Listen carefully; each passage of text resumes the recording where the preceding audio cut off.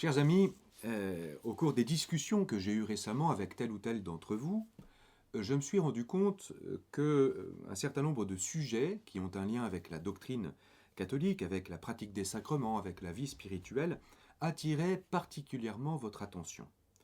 Et d'ordinaire, ces sujets sont envisagés de manière un peu théorique, académique, mais dans le contexte de pandémie et de confinement qui nous est imposé, ces questions prennent un relief particulièrement existentiel, suscitent en vous des interrogations qui réclament un éclairage de la part de vos prêtres de la paroisse.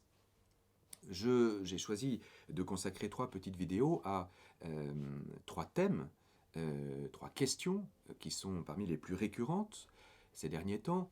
La première question est la suivante: comment communier quand on est confiné? Alors vous me direz qu'il est un peu tard pour apporter ces éléments, puisque le confinement semble toucher bientôt à son terme. Oui, mais il se trouve que la communion spirituelle que je vais évoquer vaut pendant le temps de confinement comme hors du temps de confinement.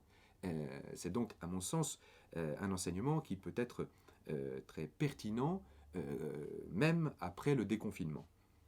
Deuxième question: si Dieu est bon et tout-puissant, pourquoi laisse-t-il la pandémie se développer avec son lot de malheurs? C'est une question qui, là encore, ne vaut pas que pour les circonstances actuelles, dramatiques que nous traversons, mais qui hante le cœur de l'homme depuis fort longtemps. Et puis, troisième question: Dieu est-il affecté par notre sort?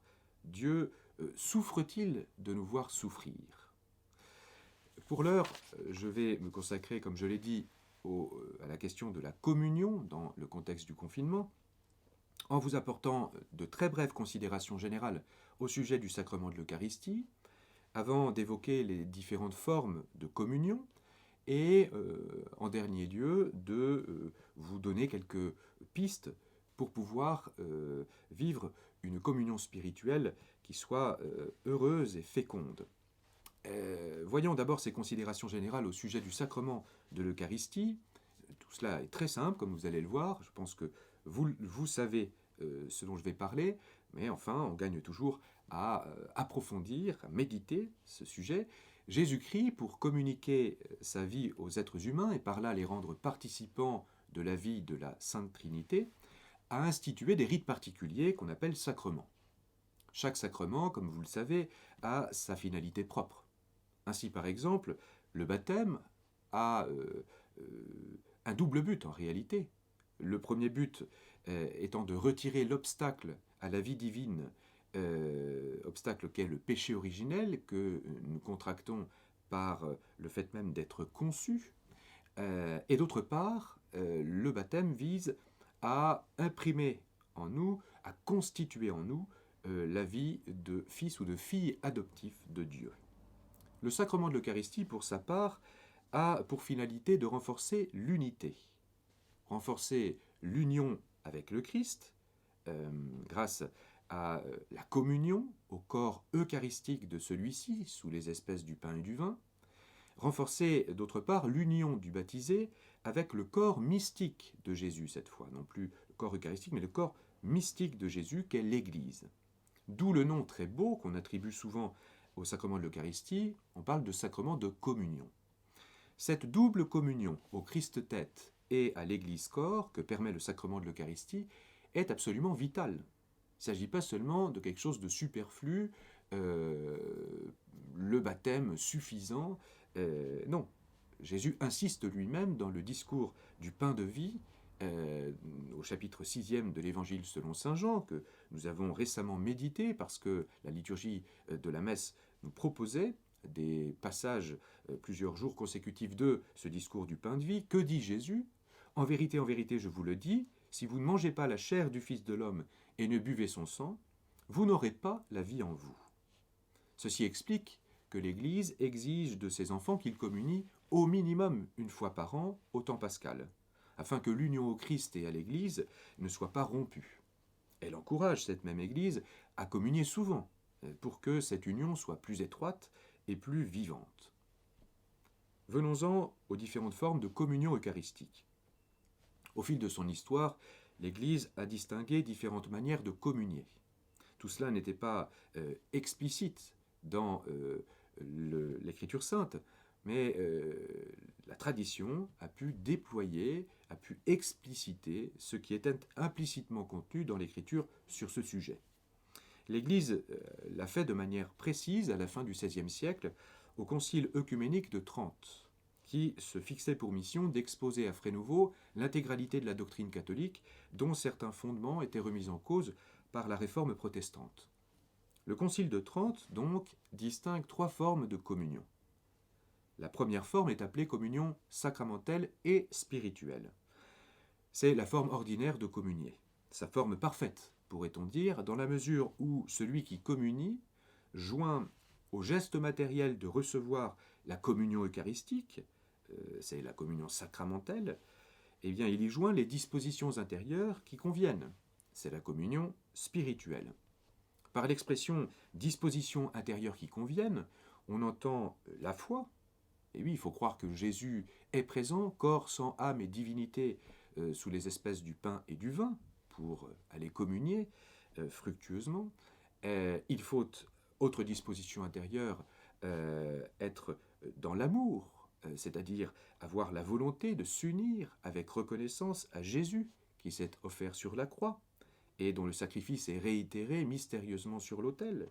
Il faut avoir l'amour de ses frères. Lorsque tu présentes ton offrande à l'autel et que tu te souviens que ton frère a quelque chose contre toi, va d'abord te réconcilier avec ton frère. Et puis reviens et présente à l'autel ton offrande. Il faut enfin avoir une cohérence de vie avec l'enseignement que Jésus a laissé à ses apôtres. La deuxième forme de communion est qualifiée par le Concile de Trente de communion seulement sacramentelle. Il s'agit de la communion eucharistique qui serait reçue matériellement, mais sans qu'existe de vraie communion spirituelle. Autrement dit, sans que les dispositions intérieures que nous venons d'évoquer soient réunies chez celui qui communie. Dans ce cas, le communion ne saurait profiter des fruits de l'Eucharistie. Et pire, il blesserait Jésus et l'Église. C'est en tout cas ce que saint Paul explique en des mots très vigoureux dans la première épître aux Corinthiens, je le cite, « Quiconque mange le pain et boit la coupe du Seigneur indignement aura à répondre du corps et du sang du Seigneur. Que chacun donc s'éprouve soi-même et qu'ainsi il mange de ce pain et boive de cette coupe. » Alors, il faut bien comprendre le sens de cette mise en garde de saint Paul. Il ne prétend pas qu'il faille être parfait pour accéder au sacrement de l'Eucharistie. Au contraire même, on va communier sacramentellement parce qu'on est imparfait, afin d'obtenir, comme l'explique très bien le catéchisme de l'Église catholique, un accroissement de foi, d'espérance, de charité, des forces pour mieux servir Jésus et nos frères, et même le pardon des péchés véniels. Ce qu'exige l'apôtre, donc, c'est simplement un minimum de bonnes dispositions.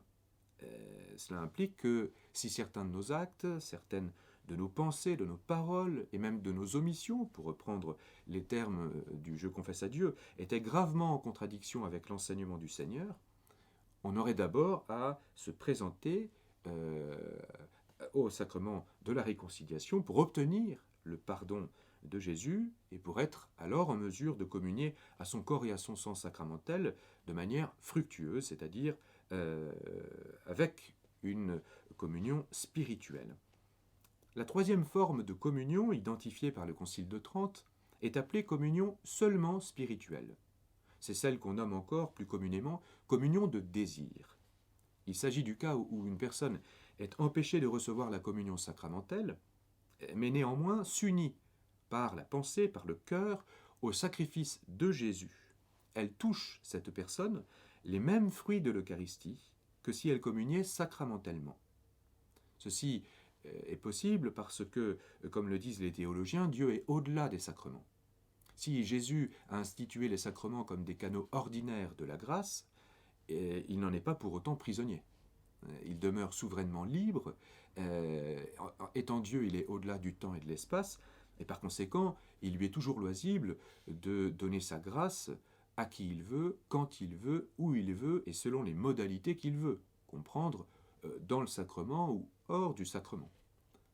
Il ne s'agit pas ici de dévaloriser les sacrements, mais de rappeler qu'ils ne sont que des moyens. Je me dois d'ajouter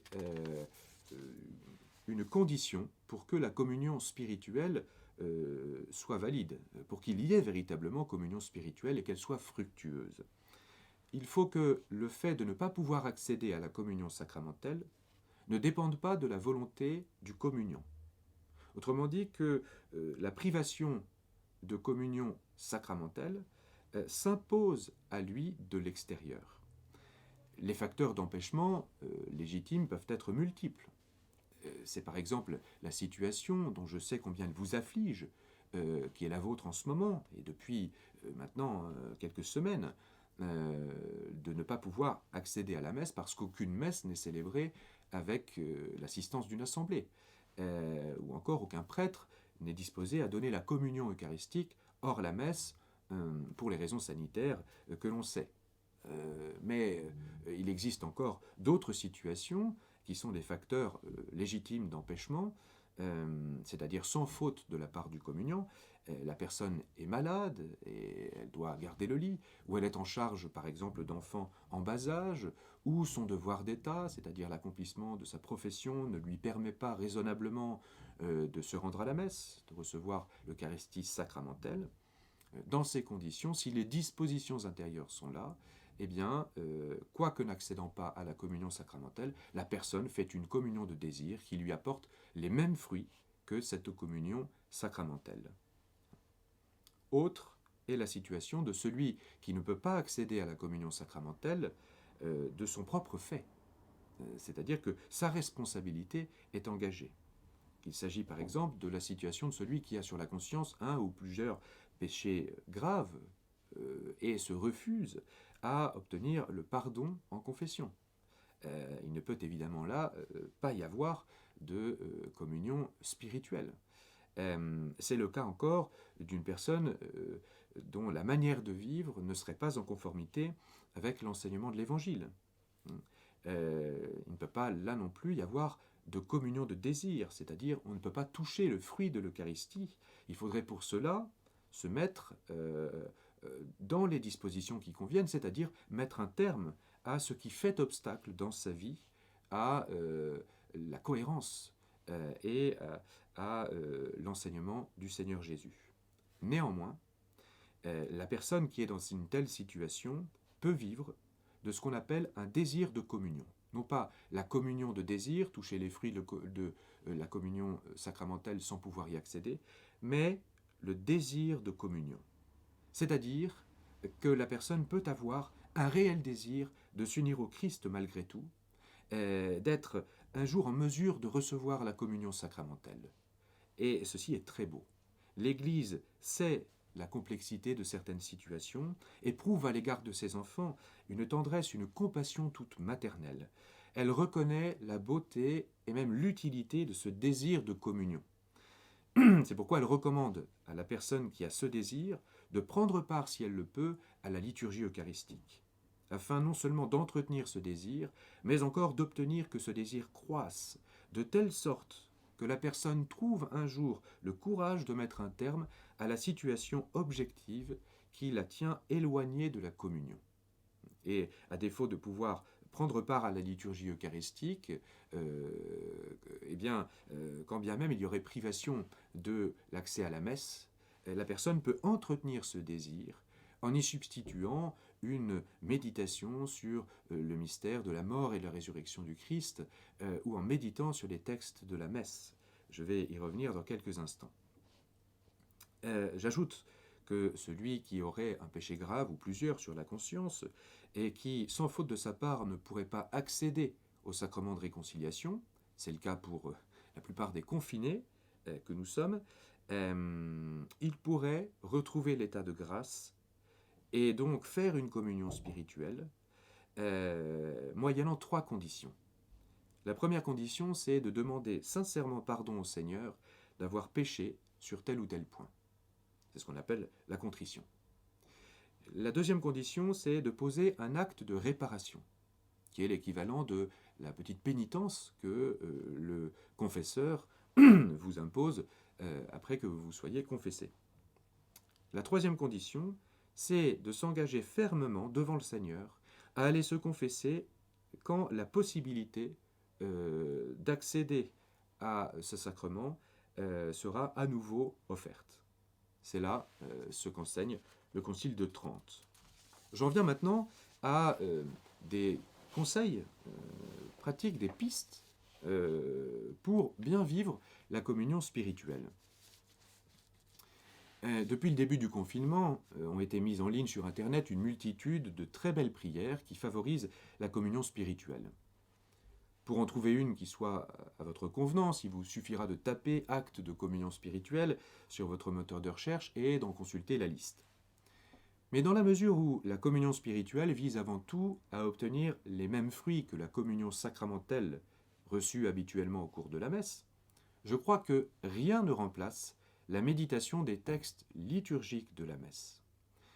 La voie royale, si l'on peut dire, pour la communion spirituelle, consiste à s'unir le plus étroitement possible à la messe que continuent à célébrer quotidiennement vos prêtres, et à toutes vos intentions du reste.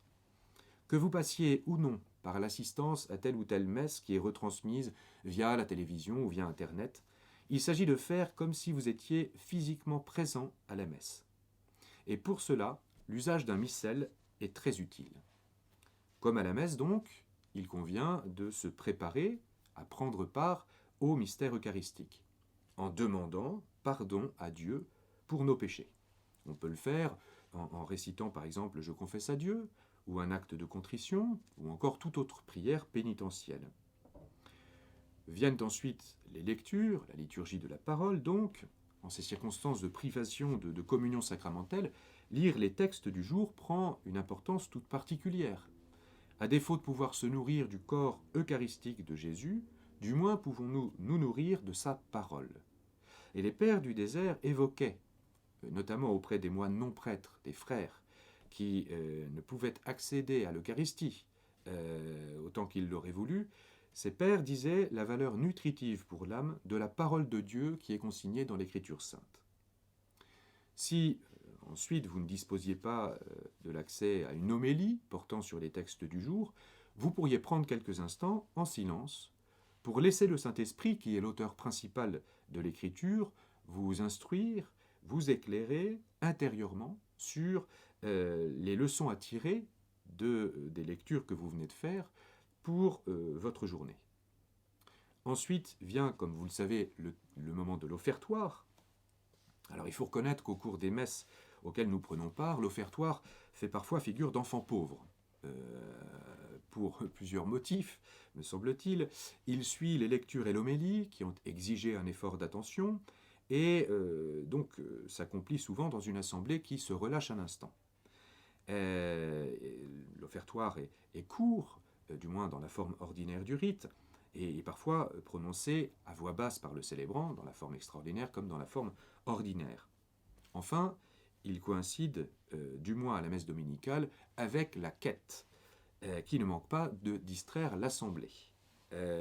Il peut donc être bon de profiter du confinement, où ces inconvénients n'existent pas, ces inconvénients de la quête, ces inconvénients du fait qui tient au fait que l'offertoire vient juste après un moment de concentration pour écouter l'homélie et les lectures, pour renouveler notre rapport à l'offertoire.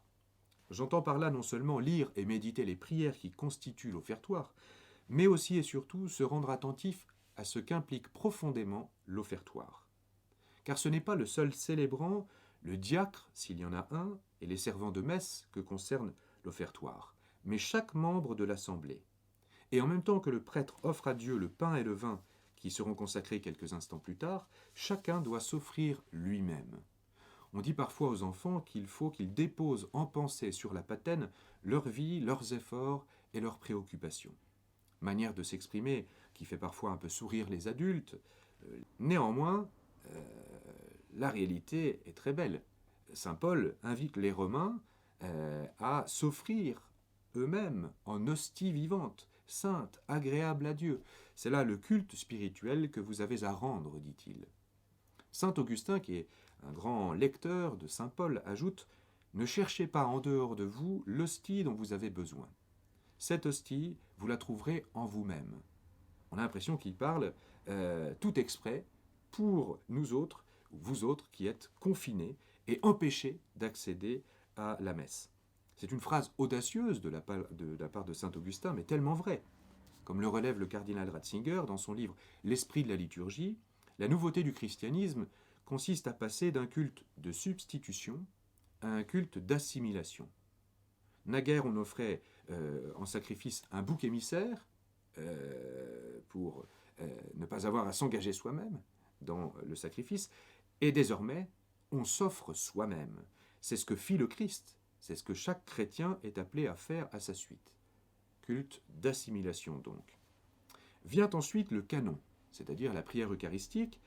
À cet égard, contrairement à d'habitude, où le choix de la prière eucharistique est laissé à la discrétion du seul célébrant, il vous est loisible de choisir une prière eucharistique qui vous plaît davantage. Mais profitez-en. Vous pouvez vous arrêter le temps qu'il vous faudra sur les paroles si belles de la consécration notamment, en réalisant peut-être plus intensément que d'ordinaire que de manière analogue à la transsubstantiation, c'est-à-dire au changement du pain et du vin au corps et sang de Jésus, la communion spirituelle va vous changer vous-même en corps et sang de Jésus. Ce n'est plus moi qui vis, c'est le Christ qui vit en moi. Vient la prière du Notre Père, qui prend en ce temps de confinement une saveur particulière. D'abord parce qu'elle nous rappelle qu'au-delà de la distance physique qui nous est imposée, nos frères et sœurs sont bien là, et qu'à défaut de pouvoir les rencontrer, au moins nous pouvons prier pour eux, enfants du même Père que nous sommes. En outre, si le corps eucharistique de Jésus n'est pas disponible à l'heure actuelle, au moins son corps mystique qu'est l'Église est bien là, rassemblé dans une même prière qu'est le Notre Père, l'Église triomphante du ciel qui intercède pour nous, l'Église souffrante du purgatoire à qui nous pouvons faire tant de bien. C'est tout de même une très belle consolation. Ensuite, qualifier Dieu de Père nous permet de raviver l'esprit de confiance qui est très éprouvé en ce moment. Les paroles de Jésus nous reviennent alors en tête. Ne vous inquiétez de rien, votre Père, notre Père, sait ce dont vous avez besoin.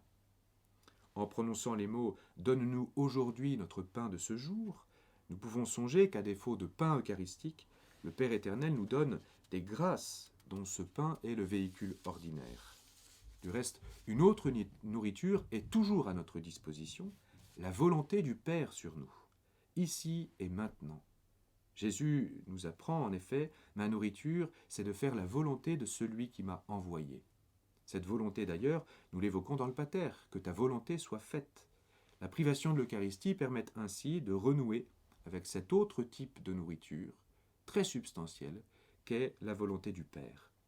Vient ensuite le moment de poser un acte de communion spirituelle, soit celui que vous aurez choisi sur Internet, soit celui qui jaillira spontanément de votre cœur. Et pour une fois, vous pourrez prendre le temps d'une vraie et substantielle action de grâce pour remercier Dieu des bienfaits qu'il aura attachés à votre communion spirituelle. Toutes choses qui sont difficiles à la fin d'une messe, parce qu'on est souvent happé par les enfants, par des services à rendre, ou par telle ou telle personne à saluer. Voilà, mes bien chers frères et sœurs, ce que je pouvais vous dire au sujet de la communion. J'espère vous avoir ainsi persuadé qu'il était toujours possible de toucher les fruits de l'Eucharistie, bien que n'ayant pas accès à la communion sacramentelle, le Seigneur peut vous combler de sa grâce, de ce pain quotidien, d'une autre manière, donc haut les cœurs.